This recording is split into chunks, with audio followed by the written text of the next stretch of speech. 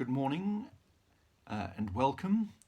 I'm going to read now the daily extract from Richard Rohr's Center for Action and Contemplation daily meditation. These are a series of meditations that the great American spiritual writer, the Franciscan Richard Rohr, produces every day. Although what he tends to do is not simply to contribute himself, but to get other well-known spiritual writers to contribute as well. The meditation for today, which is Wednesday, March the 25th, 2020, is called Praying in Crisis, and it forms part of this week's theme, which is called The Path of Descent. That is D-E-S-C-E-N-T, not D-I-S-S-E-N-T. The Path of Descent. And this is what Richard Rohr says at the beginning.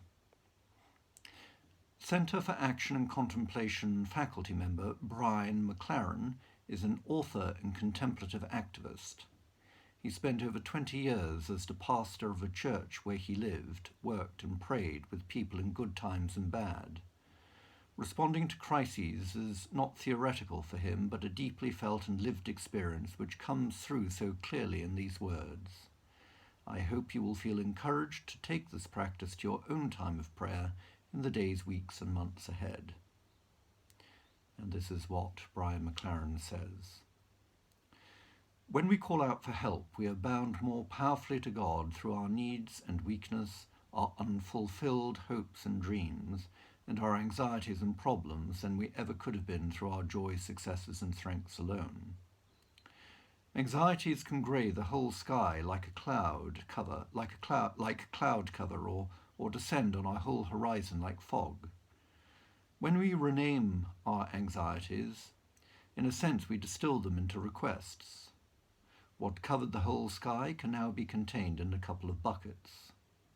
So when we're suffering from anxiety, we can begin by simply holding the word help before God, letting that one word bring focus to the chaos of our racing thoughts.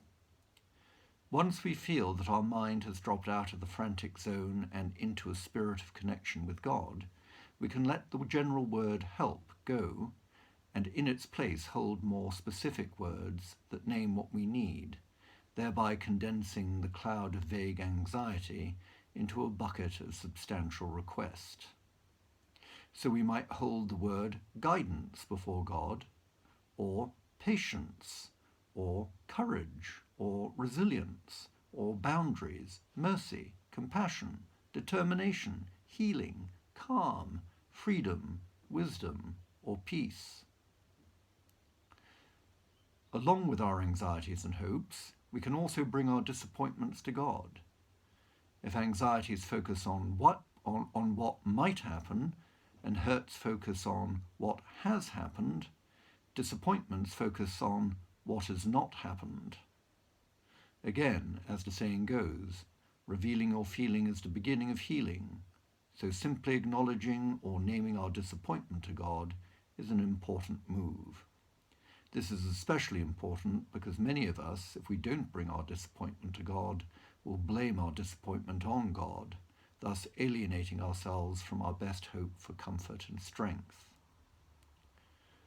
Whether we're dealing with anxieties, wounds, disappointments, or other needs and struggles, there is enormous power in simple, strong words, the words by which we name our pain and then translate it into a request to God.